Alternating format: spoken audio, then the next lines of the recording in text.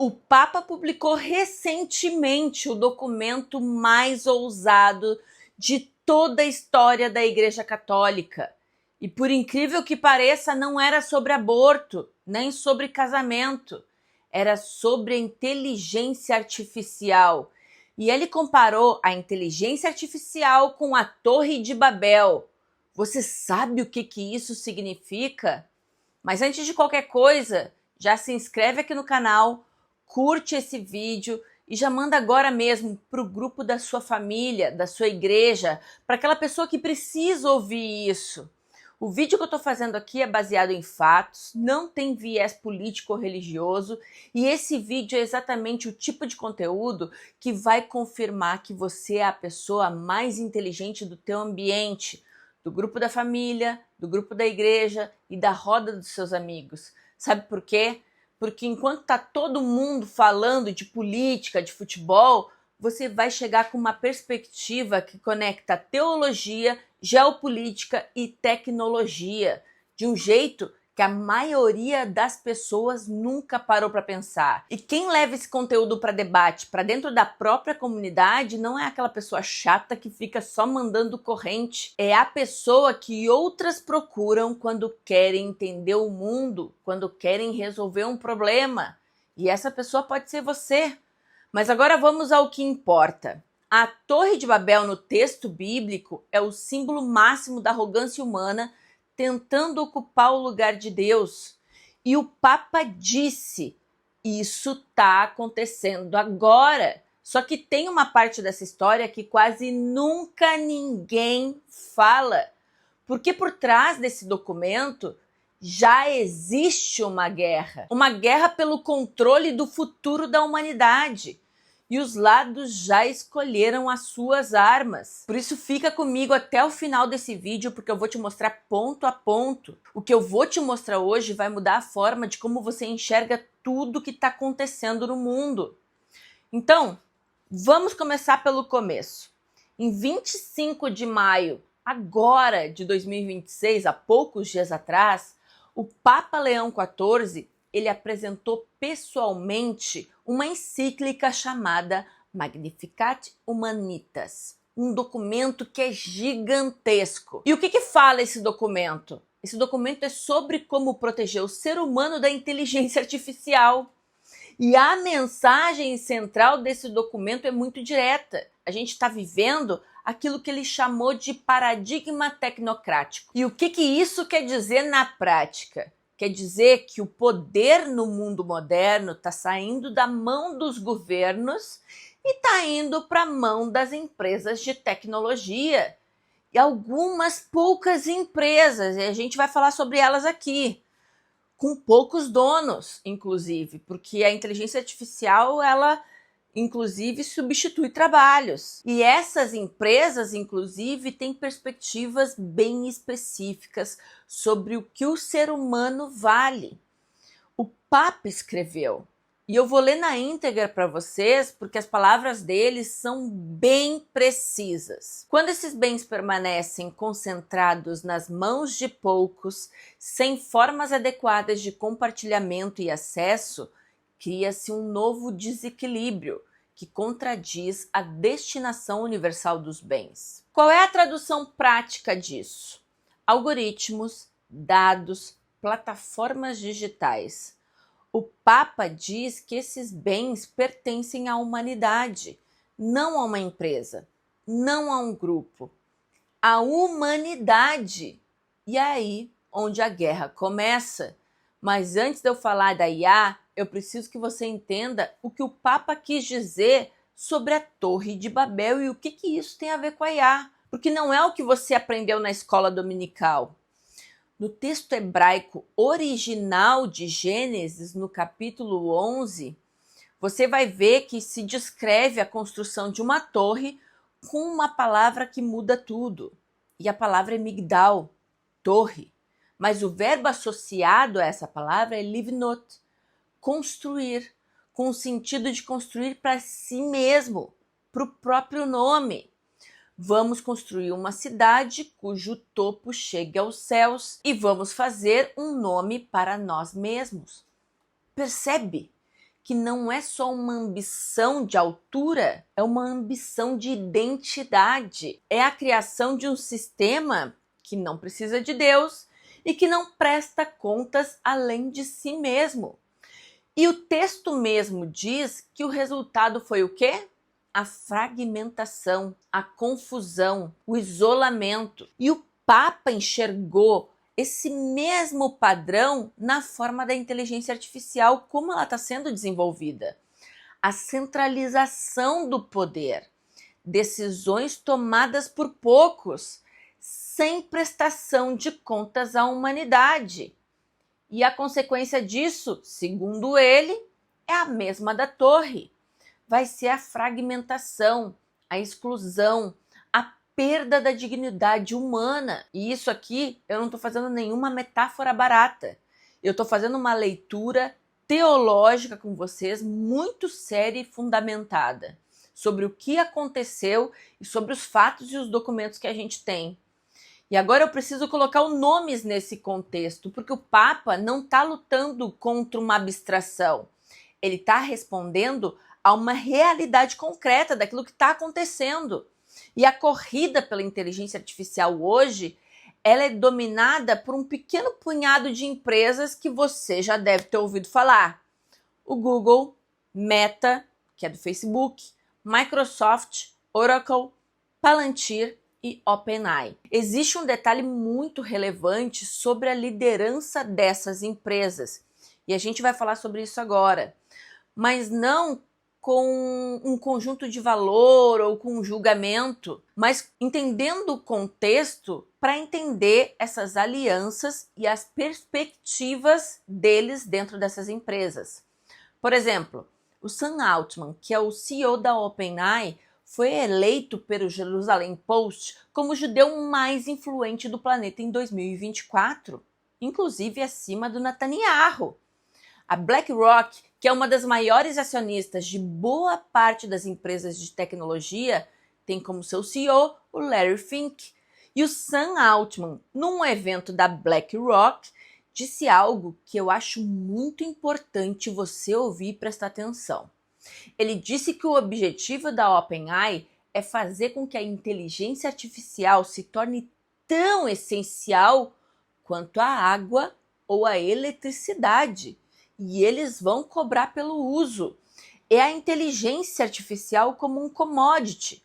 Agora, pensa no que isso significa tecnologicamente. A perspectiva pós-humanista vai em direção oposta. A inteligência vai se tornar um produto com um dono, com um preço e com controle. E eu não estou dizendo aqui que isso é uma conspiração. Eu estou dizendo o que foi uma declaração pública do CEO da empresa mais importante do mundo de inteligência artificial. Mas tem uma empresa nessa lista que está me preocupando de uma forma bem específica, que é a Palantir. E o CEO da Palantir é o Alex Karp, que fala publicamente sobre o uso da IA para fins militares. A Palantir tem contratos ativos com o exército americano e com o exército de Israel para análise de dados e identificação de alvos usando a IA. E isso já está na Ucrânia e já está no Oriente Médio. E na encíclica, o Papa, ele é muito direto. A inteligência artificial ela não pode ser usada para guerra sem supervisão humana. E não é coincidência esse ponto que o Papa deixou no documento. E agora eu preciso te contar algo que aconteceu e que foi pouco noticiado. O Vaticano, por exemplo, ele enviou um comboio de ajuda humanitária para o sul do Líbano, para atender as populações, principalmente cristãs, que estavam sendo destruídas nos conflitos recentes. E esse comboio ele foi atacado pelas forças israelenses. E o Líbano, para quem não sabe, é o país mais católico do Oriente Médio. A IDF confirmou o episódio em que um soldado destruiu deliberadamente uma estátua de Jesus Cristo numa vila libanesa. Olha, eu não sou cristã, mas eu tô aqui citando os fatos para vocês. E a Unifil italiana foi até o local e instalou uma nova estátua no lugar. Por isso, eu não estou aqui fazendo julgamento político nem religioso. Eu estou apontando os fatos que aconteceram. porque o Papa entendeu que não é possível separar a questão tecnológica da questão geopolítica. São o mesmo movimento. Não vamos muito diferente. Lembra daquela escola de meninas que foi bombardeada no Irã pelos Estados Unidos? Pois é. Quem é que identificou o alvo para os Estados Unidos atacar? A inteligência artificial sem supervisão humana. A tecnocracia, que é o poder concentrado nas big techs, e a geopolítica, que são os conflitos que estão se espalhando pelo mundo, eles fazem parte de um único arranjo de poder global. E a Igreja Católica, pela primeira vez em muito tempo, está dizendo que não vai ficar de fora dessa conversa. E é aqui onde essa história começa a ficar interessante, porque das grandes empresas de inteligência artificial que existem, existe uma que é uma exceção, a Anthropic.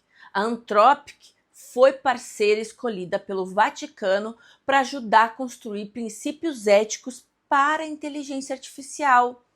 E você sabe por quê? Porque a Anthropic foi a única grande empresa de IA que bateu de frente com o governo americano. Você não sabe? Então, deixa eu te contar essa fofoca de geopolítica. A Anthropic tinha um contrato com o Pentágono no valor de 200 milhões de dólares. O Claude, que é a IA da Anthropic, era IA de ponta operando nas redes militares secretas dos Estados Unidos. Até que vazou que a tecnologia tinha sido usada na operação que capturou o presidente da Venezuela. E a Anthropic ficou sabendo pela mídia. Eles não foram informados e eles nem autorizaram isso. E o CEO da Anthropic, que é o Dario Amodei, ele traçou uma linha. Nenhum uso de vigilância em massa. Nenhuma arma autônoma sem supervisão humana. E a Anthropic não cedeu. Mas o que aconteceu depois? Ela foi classificada pelo governo americano como risco na cadeia de suprimentos. As contas oficiais da Casa Branca foram às redes sociais e atacaram a empresa. E a Anthropic respondeu com uma carta aberta. E isso, gente, nunca tinha acontecido antes. Uma empresa americana publicamente dizendo que estava sendo coagida pelo próprio governo. E no dia seguinte ao rompimento, a OpenAI assinou o contrato com o Pentágono. Então pensa no que isso significa para o debate sobre IA e sobre ética. E aqui, como estudiosa do texto hebraico, eu preciso trazer uma perspectiva para vocês que está sendo quase ignorada em quase toda essa conversa. O texto bíblico tem muito a dizer sobre a concentração de poder. No livro de 1 Samuel, no capítulo 8, quando o povo de Israel pede um rei, pede um sistema centralizado de poder. E Deus adverte Samuel. E a advertência, ela é muito específica. Ele tomará os vossos filhos, ele tomará os vossos campos, ele tomará 1/10 de tudo que produz, e vocês serão os seus servos. O padrão bíblico, ele é muito consistente. A concentração de poder leva à servidão, não é ideologia, é observação histórica documentada no texto mais antigo da civilização ocidental. E o Papa, ele está usando exatamente esse quadro interpretativo. Quando ele diz que os algoritmos e os dados não podem pertencer a poucos, ele está sendo mais bíblico do que muita gente acha. Mas eu sei o que você pode estar pensando. Patrícia, que diferença isso faz na minha vida? Então deixa eu ser direta aqui para você.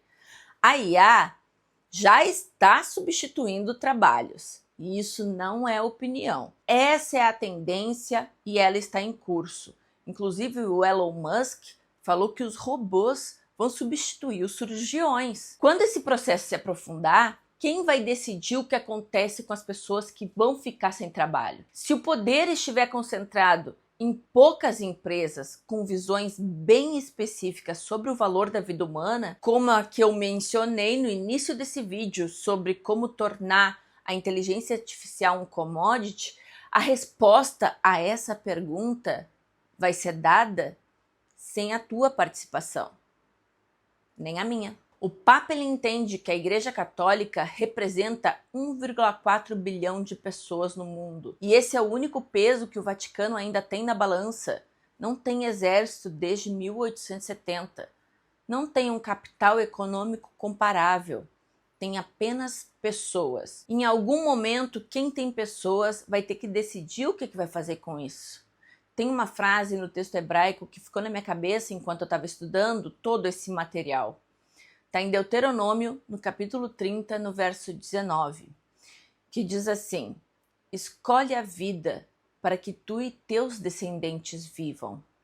O contexto é a travessia do deserto. Moisés está falando para um povo que vai entrar numa terra nova, com regras novas, com poderes novos ao seu redor. E o desafio não é vencer os inimigos, o desafio é não se tornar como eles. É não deixar o sistema reformatar quem você é.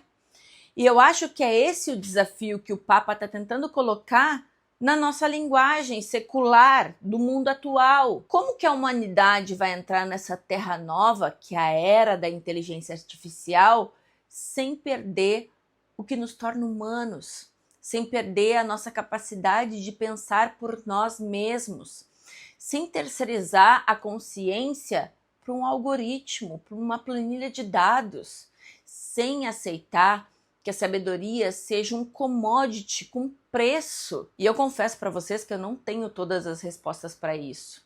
E a verdade é que ninguém tem.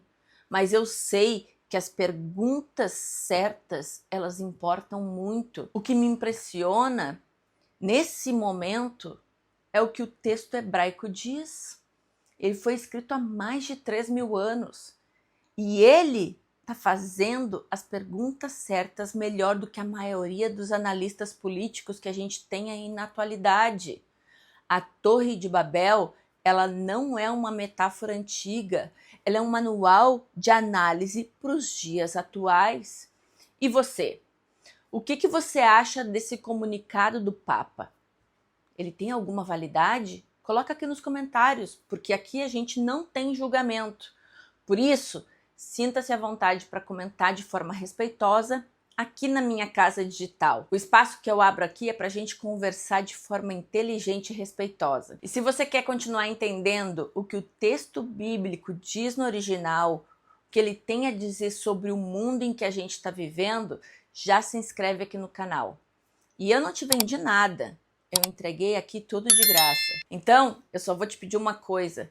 Compartilhe esse vídeo com alguém que você precisa ter essa conversa, porque isso é o que está acontecendo nos nossos dias atuais. É o que vai impactar diretamente a nossa vida nos próximos anos, nos próximos breves anos, porque as coisas estão correndo e estão mudando muito rápido.